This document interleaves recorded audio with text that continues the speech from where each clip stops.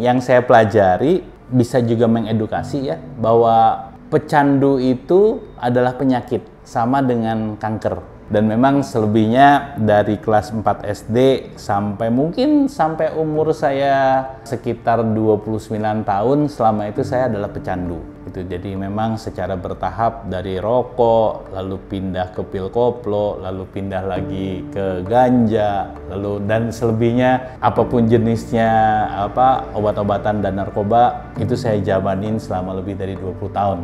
Saya pribadi melawannya dengan cara punya agama, karena memang ada rasa takut sama Sang Pencipta, jadi saya nggak berani pakai lagi gitu. Jadi kebayang kalau saya tidak megang agama dan saya tidak meyakini adanya Tuhan, mungkin sampai saat ini pun saya masih akan pakai.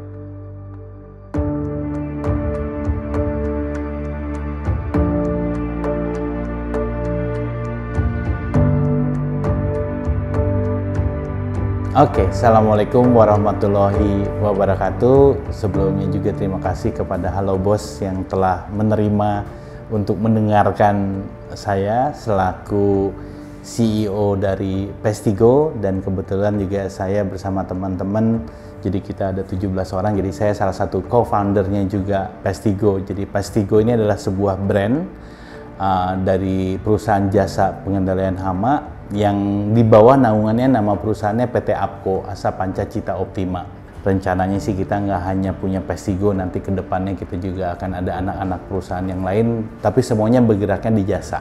Kami sudah pernah atau sudah berpengalaman hampir lebih dari 20 tahun mengelola perusahaan yang sinis. Itu waktu itu namanya adalah Terminix, asli dari Bogor juga, yang kebetulan Terminix itu dimiliki oleh induk perusahaan namanya Agricon gitu. Nah, Agricon sendiri memang sebuah perusahaan holding. Betul, jadi saya memang putra daerah, saya asli Bogor, saya lahir di tahun 73. Nah, kebetulan memang almarhum ayah saya adalah salah satu pendiri dari Agricon, yang memang Agricon sendiri itu dibangun dari tahun 1969, jadi ya memang sudah 54 tahun ya sekarang berjalan. Kantornya masih di Tajur, di seberangnya Plaza Ekalos. Memang backgroundnya kita, keluarga semuanya memang di pengusaha ya. Betul, TK sampai SMA 1 saya di Bogor, kebetulan di Sekolah Kesatuan. Lalu baru pas naik ke kelas 2 saya pindah ke Hawaii, ke Amerika. Jadi saya mengemban SMA 2, SMA 3-nya ke Hawaii. Lalu saya pindah ke provinsi atau state California. Pertamanya itu saya di Menlo College, namanya ada universitas kecil di salah satu kota di California. Baru di tahun keduanya saya pindah ke San Francisco, di University of San Francisco, untuk mengambil S1 saya di International Business. Lalu baru saya pindah ke Switzerland, saya ngambil S2 untuk mengambil postgraduate di Hospitality Management. Belum lulus sih, jadi kan kalau misalnya di sekolah perhotelan itu harus ada namanya 6 bulan magang atau industrial training. Kebetulan saya keterima di Freeport, di Sheraton Timika. Jadi kan kebetulan Freeport ada hotel ya namanya Sheraton Timika. Nah, saya 6 bulan training di sana. Saya boleh dibilang orangnya rada sedikit jago ngemeng lah gitu ya. Jadi disayang sama bosnya, sama GM-nya. Jadi setelah habis saya training 6 bulan, saya dipercayakan untuk menjadi asisten GM di Sheraton Timika. Jadi saya sempat kerja dulu hampir 3 tahun. Pas kebetulan waktu itu saya sudah mau ditransfer menjadi GM ke Fiji. Cuman kebetulan orang tua kena kanker di Bogor gitu. Jadi saya diperintahkan untuk pulang membantu di perusahaannya di Agricon di tahun 98.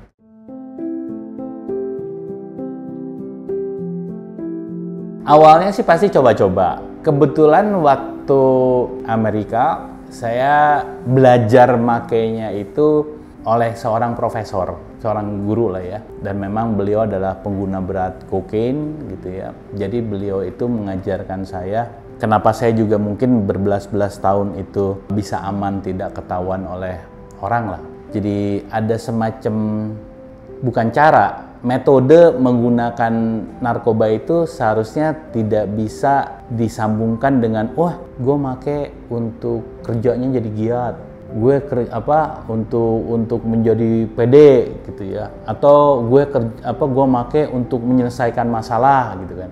Itu karena mengganggu frekuensi yang kalau di otak itu ada yang namanya frekuensi alfa, ada beta, ada delta, ada tetra gitu.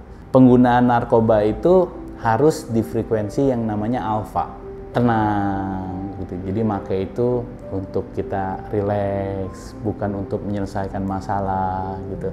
Nah itu yang diajarkan oleh profesornya saya gitu. Jadi diajarkan cara makainya yang benar. Jadi selama belas tahun tuh make aman-aman aja lah.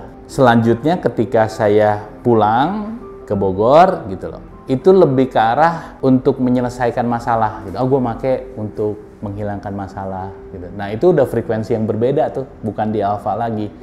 Makin kelihatan paras muka gitu, cara ngomong, ngeblibet dan lain-lainnya. Nah itu kenapa alasan saya ketahuan sama orang tua, dan kebetulan juga ada barbuknya di kamar saya. Dari SD sampai SMA sampai S1 S2 orang tua tidak pernah ada yang tahu bahwa saya make. Saking saya sanggup bertopeng lah ya, bertopeng untuk mengkamuflase. Ya waktu itu kan memang lebih sering di luarnya ya dibandingin di Bogornya gitu. Dan kebetulan juga karena memang orang tua juga disiplin, uang jajan juga sangat terbatas. Jadi ya memang ya jadi bandar juga di sana gitu kan. Jadi income-nya adalah pembelian narkoba itu saya dari jualan juga. Nah baru ketahuannya itu justru di tahun 98 setelah belasan tahun saya make. Baru ketahuannya pas lagi saya sudah pindah di Bogor, ketahuan akhirnya ya sudah keluar loh gitu. Tadinya kan memang saya orang perhotelan gitu kan, gue ke Bali deh gitu kan. Tapi kayaknya kok ini ya mainstream banget gitu ya, udah sering lah orang ke Bali gitu. Apa ya, yang depannya kayak Bogor, B, Batam, 5 huruf nih sama Batam. Yaudah gue ke Batam, jadi saya nyetir tuh dari Bogor ke Lampung, saya tinggal 3 hari, diskotik, situ jualan buat bensin gitu kan. Lalu saya ke Palembang, berhenti lagi di Palembang, ke diskotik jualan, lalu saya ke Jambi, selanjutnya saya di Pekanbaru, nyampe di Pekanbaru saya jual mobil saya naik pesawat ke Batam. Idenya sih mau kerja di hotel karena kan saya tadi basicnya adalah perhotelan. Cuman kebetulan ya ketemu seseorang, saya sebutnya kakak angkat, beliau sudah almarhum. Ya memang bergeraknya di bisnis ini juga lah ya, dunia hitam lah gitu ya. Ya jadi nyambung di situ.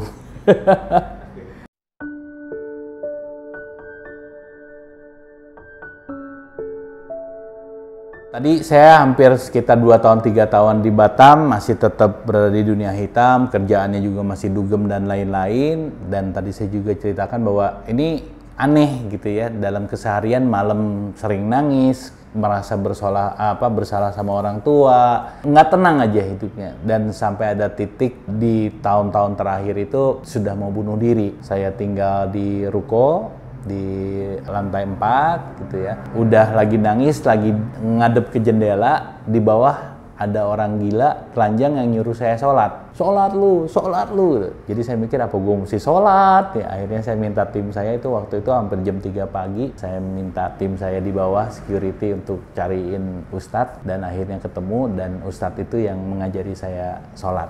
Nggak respon ya kalau gitu, cuman memang ya saya panggil tim saya, satpam saya untuk cariin gue ustadz, gue pengen belajar sholat.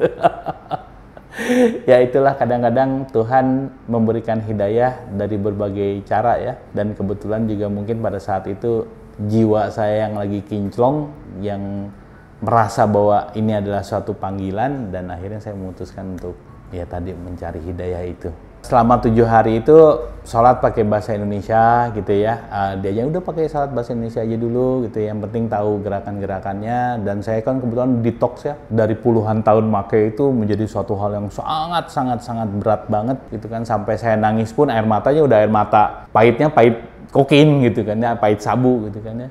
Tapi alhamdulillah 7 hari itu selesai dengan baik, dan saya putuskan untuk langsung hubungi orang tua, saya minta maaf, boleh nggak saya pulang, dan akhirnya saya putuskan pulang ke Bogor, bertemu sama ibu, sama almarhum. Saya sujud di depan kakinya ibu, minta maaf, dan saya langsung bilang sama orang tua bahwa saya sepertinya masuk Islam nih gitu lah. Orang tua juga alhamdulillah support banget, karena mungkin mereka juga bersyukur, anak gue punya agama nih dibandingin rusak lagi.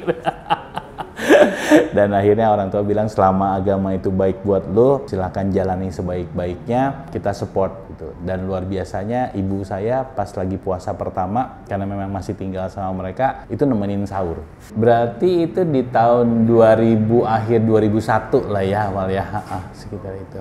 Saya sempat kerja dulu di sebuah hotel di Puncak, sekitar 8 bulanan, baru setelah itu keluarga memanggil, balik lagi ke Agrikon, mau nggak gitu kan ya. Ya selama memang saya bisa dipercaya kembali, kalau saya mau dukung. Nah makanya di situ saya masuk ke Terminix.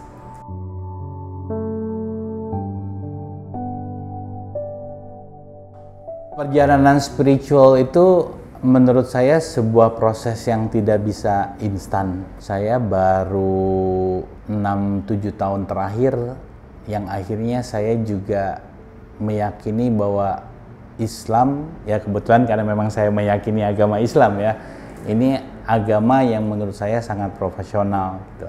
Dari 2001 sampai 2000, berarti sekitar 2016 ini kan berarti sekitar 15 tahun perjalanan spiritualnya saya gitu kan.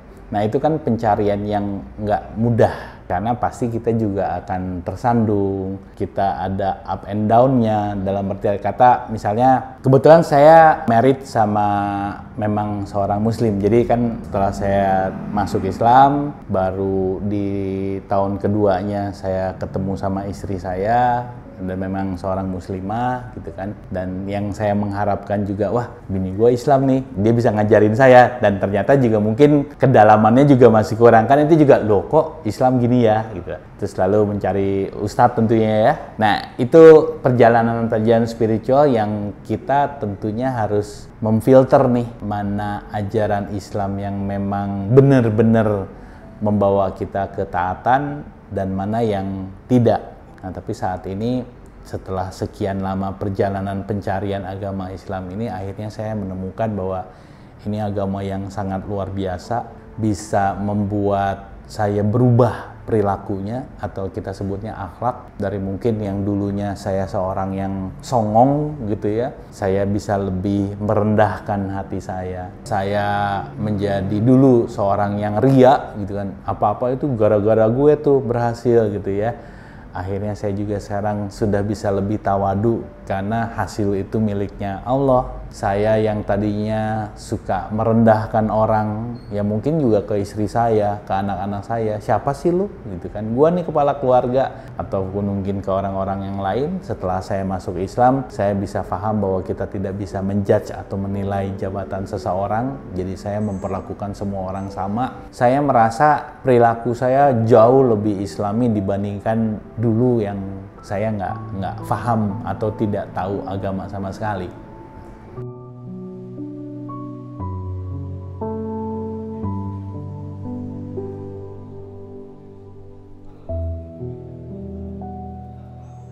Masa sih kita egois ya, pengen bahagia sendiri? Kan kita juga harus ngajak-ngajak orang dong bahagia. Hampir lebih dari 15 tahun waktu saya di Terminix, karena saya sudah merasakan indahnya beragama, saya masukkan apa yang saya yakini ini, bukan agamanya ya, tapi value-nya, nilai-nilai ini ke filosofi yang kita jalankan di perusahaan.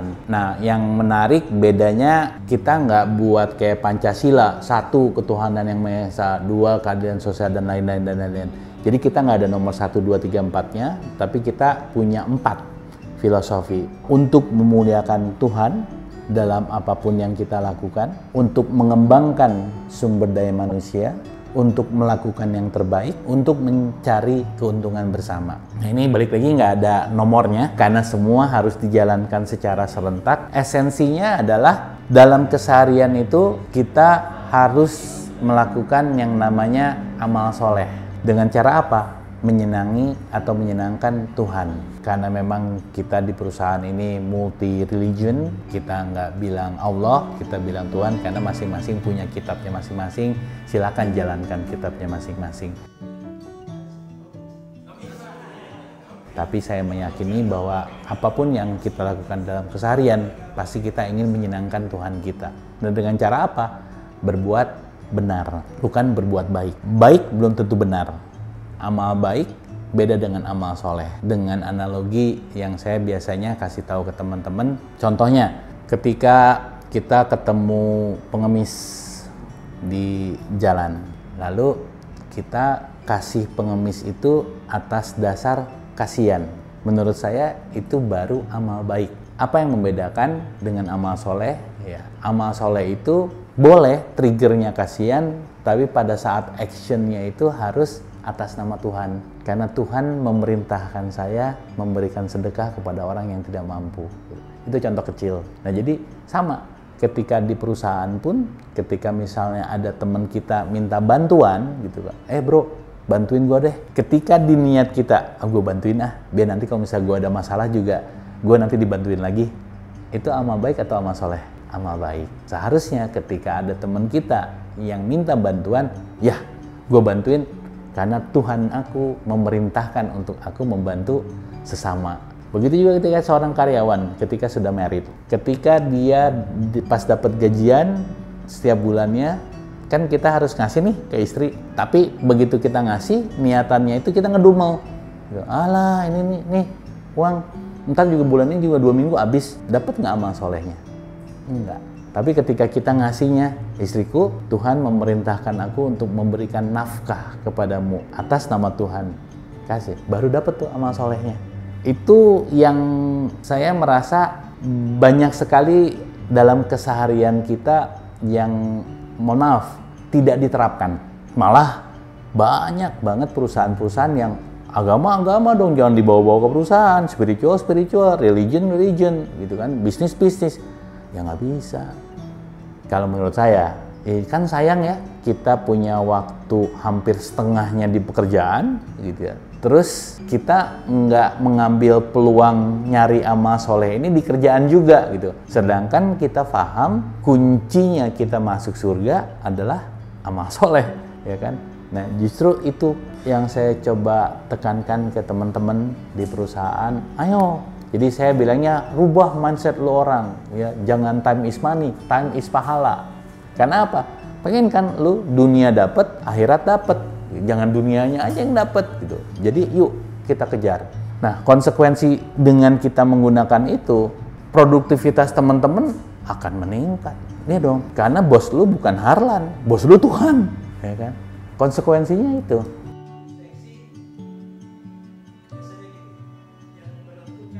Berikutnya, untuk mengembangkan sumber daya manusia, ini kahabluminanasnya. Ketika kita sudah merekrut seorang karyawan, ini bukan robot. Ini bukan orang yang bisa sekedar disuruh dan melakukan pekerjaan sesuai dengan perintahnya perusahaan. Orang dia punya hati kok, dia punya keluarga kok, ya kan, punya keinginan kok. Nah, jadikan teman-teman ini semua adalah manusia-manusia yang patut kita tingkatkan kompetensinya, patut kita tingkatkan karirnya gitu.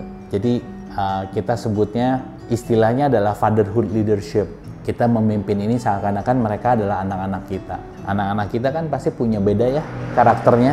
Ada yang satu suka bola, ada yang satu lagi suka matematika, ada yang satu lagi suka catur gitu. Kebayang nggak anak yang suka bola ya kita ngelesin matematika, matilah. Nah itu pun sama. Karyawan kita harus kita bisa identifikasikan plusnya apa, minusnya apa, pelatihan apa yang dibutuhkan supaya orang ini bisa growing. Makanya kenapa waktu dulu kita di Terminix hampir 98% karyawan atau pimpinan kita itu semua datangnya dari bawah naik menjadi kepala cabang, menjadi GM dan lain-lain. Karena atas dasar filosofi untuk mengembangkan sumber daya manusia.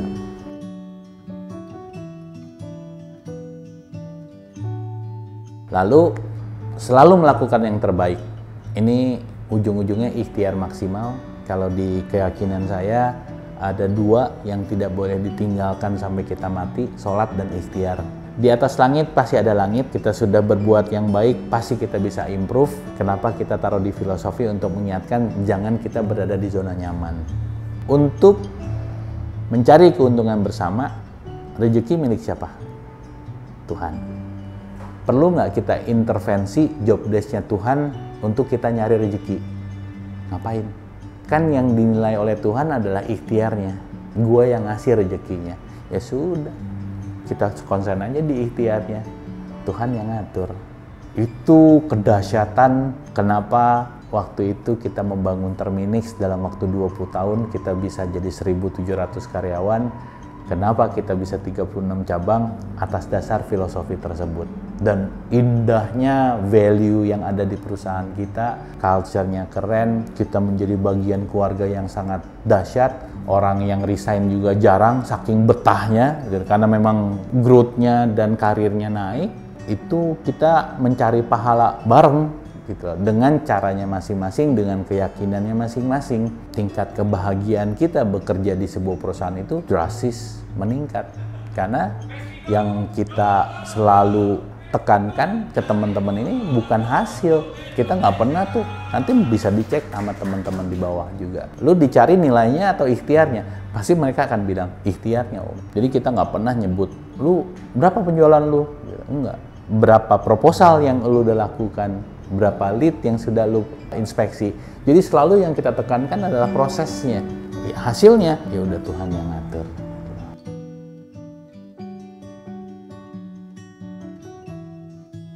Tuhan berkata lain ya di tahun 2019 atas dasar keputusan dari Agricon yang dimana Agricon perlu melepaskan Terminix gitu. Nah itu waktu itu dilepasnya ke teman seperjuangan kita yaitu Rentokil, perusahaan dari Inggris. Jadi 40.000 pelanggan dan 1.700 karyawannya Terminix itu pindah tuh semua ke Rentokil. Atas dasar itu saya pribadi bersama ada salah satu juga partnernya saya, Pak Awaludin, itu diminta oleh Rentokil untuk tidak boleh berbisnis selama 3 tahun karena nggak fair juga ya, masa baru dilepas tuh tiba-tiba kami buka perusahaan yang sama. Nah jadi kami menunggu selama 3 tahun. Tahun 2022 yang lalu Oktober, saya bersama Pak Awal, partnernya saya bersama teman-teman co-founder yang lain, mantan-mantan teman-teman Terminix, yuk kita bangun lagi yuk pest control karena memang prospeknya masih bagus. Jadi alhamdulillah secara akte kita tanggal 2 November PT APCO-nya itu dibangun. Lalu kan kita harus ngurusin izin dan lain-lain gitu ya. Semuanya kita silaturahim dulu ke Asosiasi Perusahaan Pengendalian Hama, lalu kita datang juga ke Dinas Kesehatan, lalu kita sowan juga ke kantor pajak gitu. Karena kita selalu ketika ingin melakukan sesuatu ya basisnya adalah silaturahim gitu. Jadi itu yang memang value atau nilai yang kita lakukan. Jadi kita baru beres izinnya itu di Februari. Nah, alhamdulillah tanggal 9 Maret kita launching dan dibuka oleh Pak Wali Kota dan Ketua DPRD juga waktu itu hadir bersama teman-teman di Bogor lah. Gitu. Kami sudah berpengalaman selama 20 tahun. Jadi alhamdulillah dalam waktu 3 bulan ini, saat ini kita sudah punya 22 karyawan. Lalu 2 cabang kita kebetulan mengcover Bogor dan Jakarta dan sekitarnya. Lalu kliennya kita sudah hampir 200. Jadi kita cukup senang dengan perkembangan yang saat ini yang dilakukan oleh Pestigo.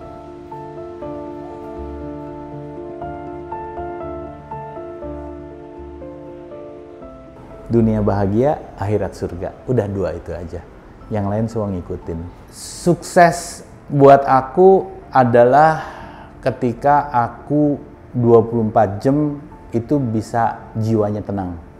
Karena 24 jam jiwa tenang itu adalah pembuktian atau indikator bahwa tidak ada ayat-ayat Al-Quran yang aku langgar.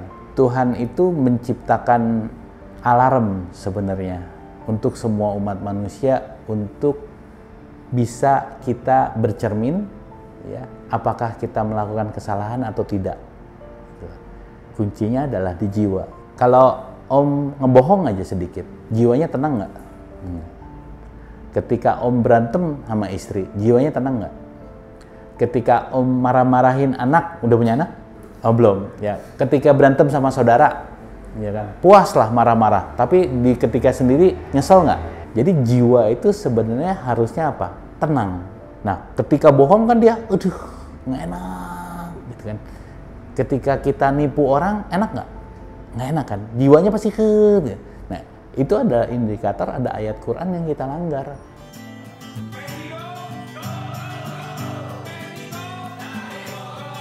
Oke, nah saat ini kita pengen kayak tadi kita sudah mengundang beberapa teman-teman kita yang dulunya karyawan pindah kuadran menjadi pengusaha. Tadinya adalah karyawan Terminix, mereka sekarang adalah co-founder. Mereka menjadi owner juga di Pestigo. Nah, saya ingin nanti di daerah juga mungkin bagi teman-teman mantan-mantan Terminix juga yang tertarik untuk gabung ke Pestigo bukan sebagai karyawan tapi sebagai owner, sebagai pemilik. Saya ingin membantu mengembangkan mereka menjadi entrepreneur yang hebat. Kita rencananya akan IPO, kita akan go public dalam waktu mungkin 5-7 tahun. Target kita 5 tahun ke depan akan punya 28 cabang. Intinya bagaimana tadi yang saya sebutkan juga bahwa kita nggak hanya ingin bermain di Pestigo atau di jasa pengendalian hama, di Apko-nya kita ingin punya jasa security, kita mungkin juga pengen jasa service air condition, kita pengen juga punya service benerin plumbing, pipa, ledeng, dan lain-lain gitu. Jadi kita semua jasa service ini yang kita akan coba kembangkan di Apko ya. Di Apko-nya salah satunya adalah Pestigo. Kita ada sosmed, ada website, sosmednya di pestigo.id, lalu di websitenya juga di pestigo.id juga. Mudah-mudahan yang menonton ini juga bisa merasakan kualitas dari jasanya Pestigo dan mudah-mudahan juga bisa berkolaborasi dengan menggunakan jasanya Pestigo. Jangan lupa subscribe Halo Bos.